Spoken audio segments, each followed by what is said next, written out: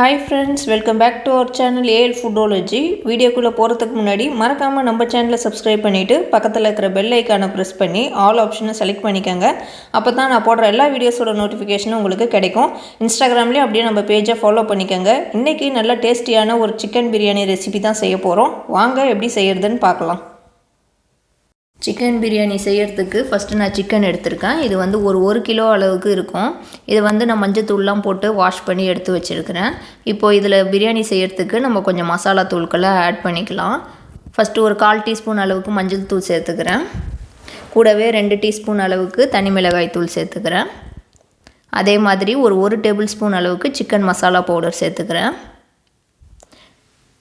இது கூடவே நான் கொஞ்சம் 2 டேபிள் ஸ்பூன் அளவுக்கு இஞ்சி பூண்டு பேஸ்ட்டு சேர்த்துக்கிறேன். இஞ்சி பூண்டு பேஸ்ட்டு இடித்து தான் சேர்த்துருக்கிறேன். லாஸ்ட்டாக ஒரு 1/2 டீஸ்பூன் அளவுக்கு உப்பும் சேர்த்துக்கிறேன். இது எல்லாத்தையும் இப்போ ஒன்றா நல்லா சிக்கனோட மிக்ஸ் பண்ணிக்கலாம். சிக்கனில் நல்லா கோட் ஆகிற அளவுக்கு நம்ம நல்லா கையிலேயே நல்லா எல்லாத்தையும் ஒன்றா நல்லா மிக்ஸ் பண்ணிக்கலாம் மசாலாவோட. மசாலா எல்லாத்தையும் நல்லா இதை மாதிரி நம்ம மேரினேட் பண்ணி தனியாக எடுத்து வச்சுக்குவோம். இது கொஞ்சம் நேரம் ஊறட்டும். ஒரு 20 நிமிஷம் இல்லை 1/4 மணி நேரம் வரைக்கும் நம்ம இதை அப்படியே வைப்போம். மசாலா வந்து சிக்கனில் நல்லா ஊறி இருக்கிறப்போ, கறி வந்து பிரியாணி செய்கிறப்போ கறி வந்து வெள்ளையாக இல்லாமல் மசாலாவோட ஊறி நல்லாயிருக்கும். இப்போ சாப்பாட்டுக்கு தேவையான அளவு நான் பாஸ்மதி அரிசி எடுத்துருக்கிறேன். இது வந்து ஒரு 1.5 கப் அளவுக்கு எடுத்திருக்கேன். இதை இப்போ கழுவிட்டு இதை வந்து 20 நிமிஷத்துலேருந்து 1/2 மணி நேரம் வரைக்கும் நான் வந்து இப்போ ஊற வச்சுக்க போகிறேன். இப்போ சாப்பாடு செஞ்சுக்கலாம். அதுக்கு ஒரு பேன் வச்சு ஒரு 3 டேபிள் ஸ்பூன் அளவுக்கு நான் கடலை எண்ணெய் சேர்த்துருக்கிறேன். இது கூடவே ஒரு 3 டேபிள் ஸ்பூன் அளவுக்கு நெய்யும் சேர்த்துருக்குறேன். உங்களுக்கு நெய் சாப்பாட்டில் எக்ஸ்ட்ரா சேர்த்து சாப்பிட பிடிக்கும்னா கொஞ்சம் எக்ஸ்ட்ரா சேர்த்துக்கங்க. நான் ஒரு 2.5-3 டேபிள் ஸ்பூன் தான் சேர்த்துருக்கேன். ஆயில் ஹீட் ஆன பிறகு நான் ஹோல் கரம் மசாலா, பட்டை, கிராம்பு, லவங்கம், ஏலக்காய், பிரிஞ்சி எல்லாம் அதை சேர்த்துக்கிறேன். ஒரு 2 வெங்காயமும் சேர்த்துக்கிறேன் ஸ்லைஸ் பண்ணி. வெங்காயம் சேர்த்துட்டு நம்ம நல்லா வந்து வதக்கி விட்டுக்கலாம். எப்போவுமே பிரியாணி செய்கிறப்போ வெங்காயம் வந்து நல்லா வதங்குறப்போ சாப்பாடு வந்து நல்லா டேஸ்ட்டாக இருக்கும். வெங்காயத்தோட பச்சை வாசம் போகிற வரைக்கும் அதை நல்லா வதக்கிக்கலாம். கலரும் வந்து நல்லா மாறி வரணும். அது வரைக்கும் எண்ணெயில் நல்லா நம்ம ஒரு 2 நிமிஷம் வரைக்கும் வதக்கி விடுவோம். இது கூடவே நான் 2 டேபிள் ஸ்பூன் அளவுக்கு இஞ்சி பூண்டு பேஸ்ட்டும் சேர்த்துருக்குறேன். இஞ்சி பூண்டோட பேஸ்ட்டையும் நம்ம வந்து அதோட ரா ஸ்மெல் போகிற வரைக்கும் நல்லா வந்து வதக்கி விட்டுக்கலாம். வெங்காயமும் இஞ்சி பூண்டு பேஸ்ட்டும் எந்த அளவுக்கு நல்லா வதங்குதோ அந்த அளவுக்கு வந்து சாப்பாடு நமக்கு நல்லா டேஸ்ட்டாக கிடைக்கும். அதனால் வந்து நல்லா வந்து இதை வதக்கி விட்டுக்கலாம். இது கூடவே நான் 2 பச்சை மிளகாவை நல்லா நீட்டு வாக்கில் கீறி சேர்த்துக்கிறேன். ஒரு கைப்பிடி அளவு புதினா இலையும் கட் பண்ணி சேர்த்துருக்குறேன். இப்போது ஒரு கைப்பிடி அளவுக்கு கொத்தமல்லி இலையும் கட் பண்ணி சேர்த்துக்கிறேன். புதினாவும் கொத்தமல்லியும் சேர்த்த பிறகு ஒரு நிமிஷம் வரைக்கும் நல்லா வந்து அதை வதக்கி விட்டுக்கலாம். அப்போ தான் அந்த இலையில் இருக்கிற பச்சை ஸ்மெல்லு போகும்.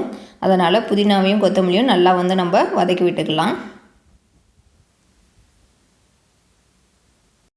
இப்போ கட் பண்ணி வச்சுருக்கிற ஒரு தக்காளியை நான் சேர்த்துக்கிறேன். தக்காளி கூடவே ஒரு 1/2 டீஸ்பூன் அளவுக்கு மஞ்சள் தூள் சேர்த்துக்கிறேன். தக்காளி சீக்கிரமாக வதங்கிறதுக்காக மஞ்சள் தூள் சேர்த்துருக்கிறேன்.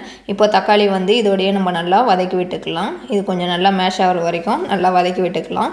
பிரியாணிக்கு நான் நிறைய தக்காளி சேர்க்க மாட்டேன். நான் 1 தான் சேர்த்துருக்குறேன். உங்களுக்கு வேணும்னா நீங்கள் சாப்பாடு அளவுக்கு ஏற்ற மாதிரி சேர்த்துக்கங்க.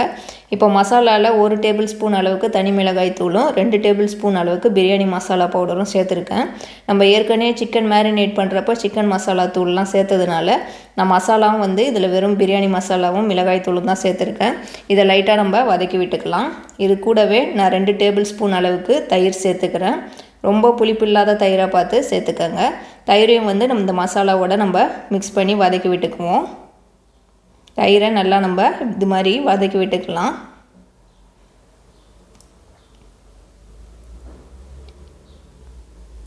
இப்போ இது கூடவே நான் மேரினேட் பண்ணி வச்சுருந்த சிக்கனை சேர்த்துக்கிறேன். சிக்கன் சேர்த்துட்டு ஒரு 3 நிமிஷம் வரைக்கும் நம்ம அதை நல்லா வந்து வதக்கி விட்டுக்கலாம். ஏன்னா சிக்கன் சேர்க்குறப்போ நம்ம வந்து இஞ்சி பூண்டு பேஸ்ட்டு சேர்த்துடணும், மசாலா தூள்லாம் சேர்த்துடணும். நம்ம இஞ்சி பூண்டு பேஸ்ட்டோட பச்சை ஸ்மெல் போகிற வரைக்கும் வதக்கினா தான் அந்த ரா ஸ்மெல் இல்லாமல் இருக்கும். இல்லைனா அந்த ரா ஸ்மெல் வந்து அப்படியே இருக்கும் சாப்பாட்டில். அதனால் சிக்கனை சேர்த்துட்டு நல்லா ஒரு 3 நிமிஷம் வரைக்கும் நல்லா வதக்கி விட்டாச்சு. இப்போது தேவையான அளவு தண்ணி சேர்த்துக்கலாம். நான் வந்து அந்த அரிசி வந்து ஊற வச்சுருந்தேன். அந்த தண்ணியை தான் சேர்த்துக்கிறேன். நீங்கள் நார்மல் வாட்டர்னாலும் சேர்த்துக்கங்க. இப்போ தண்ணி சேர்த்ததுனால சிக்கன் வேகிறதுக்கு ஒரு 1/2 டீஸ்பூன் அளவுக்கு உப்பு சேர்த்துருக்கேன். உப்பு சேர்த்துட்டு எல்லாத்தையும் ஒன்றா நல்லா நம்ம இப்போது கலக்கி விட்டுக்கலாம். இப்போ இதை ஒரு மூடி போட்டு மூடி வச்சுக்கலாம். இது சிக்கன்லாம் வந்து நல்லா வெந்து வர்றதுக்கு ஒரு 20லேருந்து 25 நிமிஷம் வரைக்கும் நம்ம அப்படியே விடுவோம். இது நல்லா கொதித்து வரட்டும். நீங்கள் சீக்கிரமாக வந்து எடுத்துட்டிங்கன்னா கறி வந்து வேகாது. அது அப்புறம் ஒரு மாதிரி பச்சைக்கறியாக இருக்கிற மாதிரி இருக்கும். அதனால் சிக்கன் நல்லா வெந்த பிறகு அதுக்கப்புறம் ஓப்பன் பண்ணி பார்க்கலாம். இப்போ கொதிச்சிட்டு இருக்குது, நம்ம வந்து வெந்துடுச்சான்னு ஓப்பன் பண்ணி பார்ப்போம். பாருங்கள், நல்லா கொதிச்சிட்டு இருக்குது. சிக்கனும் வந்து நல்லா வெந்திருக்கும். ஏன்னா நான் ஒரு 25 நிமிஷத்துக்கு அப்புறம் தான் ஓப்பன் பண்ணுறேன். இப்போ இதை லைட்டாக வந்து நல்லா மிக்ஸ் பண்ணி விட்டுக்குவோம். இப்போ நான் ஊற வச்சு எடுத்து வச்சுருந்த பாஸ்மதி அரிசியை இதோட சேர்த்துக்கிறேன். இப்போ இந்த சாப்பாட்டுக்கு தேவையான அளவு உப்பு சேர்த்துக்கலாம். நம்ம ஏற்கனவே சிக்கன் மேரினேட் பண்ணுறப்போ உப்பு சேர்த்துருக்கோம், சிக்கன் வேகிறதுக்கும் உப்பு சேர்த்துருக்கோம். அதனால் லாஸ்ட்டாக சாப்பாட்டுக்கு உப்பு சேர்க்குறப்ப பார்த்து அளவாக சேர்த்துக்காங்க. உப்பு சேர்த்துட்டு லைட்டாக வந்து நம்ம அரிசி உடையாத அளவுக்கு மிக்ஸ் பண்ணி விட்டுக்கலாம். இது கூடவே ஒரு 1/2 லெமன் வந்து நான் இப்போ புழிஞ்சு விட்டுக்கிறேன். நீங்கள் லெமன் புழிகிறப்போ சாப்பாடும் டேஸ்ட்டாகும், அரிசியும் உடையாமல் இருக்கும். லாஸ்ட்டாக கொஞ்சம் கொத்தமல்லி இலையை தூவிக்கிறேன். இதை லைட்டாக வந்து நம்ம மிக்ஸ் பண்ணி விட்டுக்கலாம். இப்போ இதை திரும்ப நம்ம மூடி வச்சுக்கலாம். தண்ணி வந்து நல்லா வந்து ட்ரை ஆகி வரட்டும். அதுக்கப்புறம் நம்ம இதை ஓப்பன் பண்ணி பார்ப்போம். அரிசியும் வந்து அதுக்குள்ளே வெந்துடும். இப்போ இதை ஓப்பன் பண்ணி பார்ப்போம். பாருங்கள், நம்ம ஊற்றின தண்ணி வந்து ஆல்மோஸ்ட் வந்து ட்ரை ஆகிடுச்சு. இப்போ இதை நம்ம வந்து அடியிலேருந்து மிக்ஸ் பண்ணி விடணும். ஸ்ட்ரைட்டாக வந்து மிக்ஸ் பண்ணிவிட்டு அரிசி வந்து உடஞ்சிடும். அதனால் அடியிலேருந்து மிக்ஸ் பண்ணி விட்டுக்கலாம். அரிசி வந்து எல்லாத்தையும் ஒன்றா நல்லா நம்ம ஈக்குவலாக வச்சுக்குவோம். தம் போட்டுடலாம். லாஸ்ட்டாக ஸ்டவ் வந்து ஃபுல்லாக வந்து சிம்மில் வச்சுடுங்க, லோ ஃப்ளேமில் வைங்க. நான் வந்து ஸ்டவ் வந்து ஆஃப் பண்ணிவிடுவேன், ஏன்னா எனக்கு ஹீட் அதிகமாக இருக்கும். இப்போ இதை ஒரு மூடி போட்டு மூடி வச்சு மேலே ஒரு வெயிட் வச்சுட்டா நம்ம தம் ஸ்டேஜில் இருக்கோம். இதோட சாப்பாடு நல்லா ரெடியாகி வரப்போ நான் ஓப்பன் பண்ணி காட்டுறேன். நீங்கள் அடியில் எதனா பாத்திரம் வச்சு கூட நீங்கள் தம் ஸ்டேஜ் போட்டுக்கோங்க. இப்போ சாப்பாடு வந்து ரெடி ஆகிடுச்சு. ஓப்பன் பண்ணி காட்டுறேன் பாருங்கள். நம்மளோட சிக்கன் பிரியாணி வந்து சூப்பராக வந்திருக்கு பாருங்கள். கலரு நம்ம வெளியெல்லாம் சாப்பிட்ற கடையிலலாம் சாப்பிட்ற மாதிரியே இருக்குது பாருங்கள். இதை அடியிலேருந்து ஒரு ஃபோக்கோ இல்லை ஸ்பூனோ வச்சு இப்படி மிக்ஸ் பண்ணி விட்டுக்கலாம். இது சாப்பாடு வந்து இன்னும் ஆறுனா நல்லா வந்து உதிரியாக இருக்கும். நான் இப்போ சூடாக இருக்கும்போதே நான் இப்போ உங்களுக்கு மிக்ஸ் பண்ணி காட்டுறேன்.